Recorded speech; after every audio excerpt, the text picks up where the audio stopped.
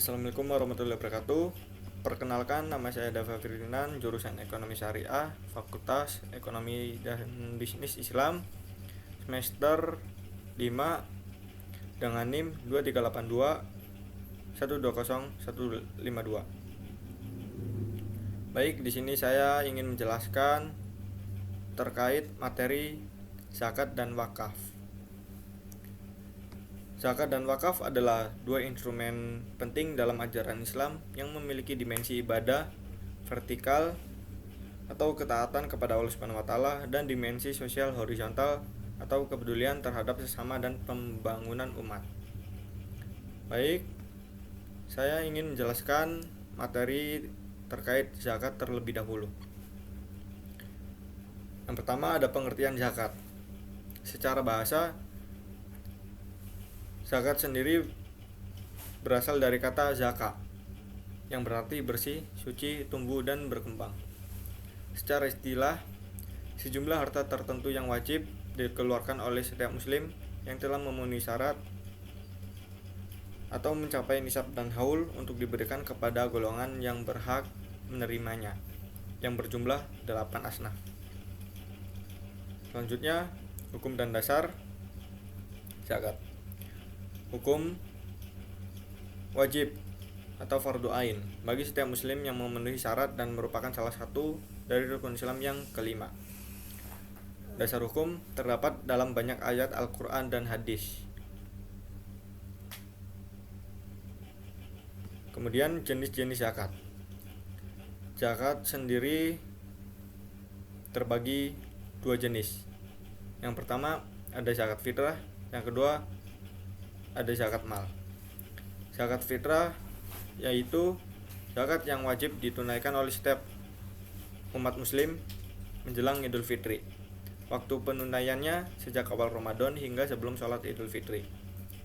Yang kedua, zakat mal, zakat yang dikeluarkan dari harta kekayaan yang dimiliki jika telah mencapai nisab dan haul. Waktu penunaiannya setelah mencapai haul atau saat panen dan perolehan. Contoh zakat mal yaitu zakat emas, perak, dan logam mulia, zakat perniagaan atau perdagangan, zakat pertanian, perkebunan, dan kehutanan, zakat penghasilan atau profesi, dan zakat peternakan. Penerima zakat atau mustahik zakat wajib disalurkan kepada 8 golongan yang disebutkan dalam Quran surat At-Taubah ayat 60. Yang pertama, fakir, miskin, amil, mu'alaf, rikab, gorim, fisabilillah, dan ibnu sabil. Oke, baik, mungkin untuk penjelasan terkait zakat cukup segitu. Selanjutnya saya ingin menjelaskan tentang materi wakaf. Yang pertama, pengertian wakaf. Secara bahasa berasal dari kata wakafa yang berarti menahan, berhenti, atau mencegah. Secara istilah, perbuatan hukum seseorang atau badan hukum untuk memisahkan dan menyerahkan sebagian harta benda miliknya yang tidak bergerak maupun bergerak untuk dimanfaatkan secara terus-menerus bagi kepentingan umum, ibadah, atau kesejahteraan umat sebagai bentuk sedekah jariyah. Hukum dan dasar wakaf. Hukum wakaf sunnah muakkadah dan merupakan salah satu bentuk sedekah jariyah. Dasar hukum wakaf berdasarkan hadis Nabi Muhammad SAW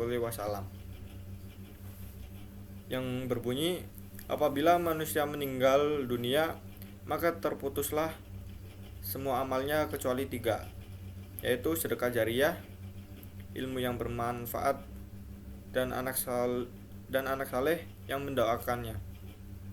Hadis riwayat Muslim. Selanjutnya, jenis-jenis wakaf. Wakaf sendiri dibagi menjadi 3 jenis. Yang pertama, wakaf khairi, yang kedua wakaf ahli, yang ketiga wakaf mustarak. Wakaf khairi yaitu wakaf untuk kepentingan umum dan kemaslahatan masyarakat luas, misalnya masjid, sekolah, rumah sakit, dan sumur. Yang kedua, wakaf ahli, wakaf yang manfaatnya ditunjukkan untuk kerabat atau keturunan si pemberi wakaf.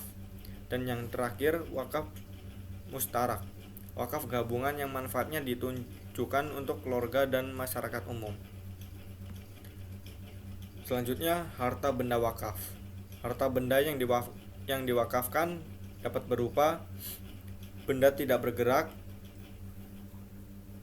yaitu tanah, bangunan, hak milik atas satuan rumah susun.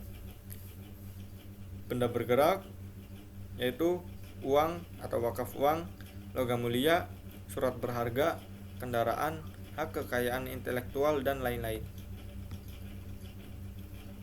Oke, cukup segitu yang bisa saya jelaskan tentang terkait materi wakaf. Lanjutnya di sini saya akan menjelaskan perbandingan zakat dan wakaf. Untuk perbandingan zakat dan wakaf, yaitu dalam hukum zakat itu wajib,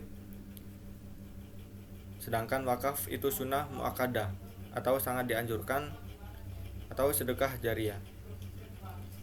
Sifat harta zakat: harta pokoknya dikeluarkan dan habis dikonsumsi atau dimanfaatkan langsung oleh mustahik.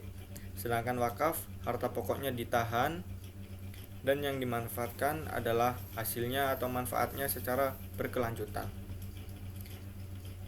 Penerima zakat terbatas pada 8 asnaf yang telah ditetapkan dalam Al-Quran. Sedangkan wakaf umum untuk kepentingan ibadah, sosial, dan kesejahteraan umat atau tidak terbatas 8 asnaf.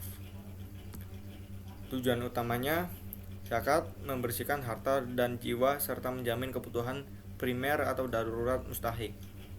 Sedangkan wakaf membangun dan menyediakan fasilitas umum secara berkelanjutan untuk jangka panjang. Selanjutnya, persamaan zakat dan wakaf. Meskipun berbeda dalam hukum dan sifat hartanya, zakat dan wakaf memiliki persamaan fundamental. Yang pertama, ibadah maliyah atau ibadah harta. Keduanya merupakan bentuk ibadah yang ditunaikan dengan menggunakan harta. Yang kedua, tujuan sosial dan keagamaan.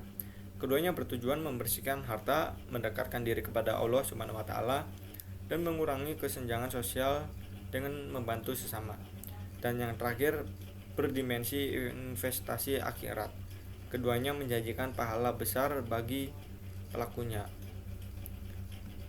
Oke, baik, cukup sekian yang bisa saya jelaskan terkait materi zakat dan wakaf. Kurang lebihnya mohon maaf apabila ada salah kata. Wabillahi taufiq hidayah. Wassalamualaikum warahmatullahi wabarakatuh.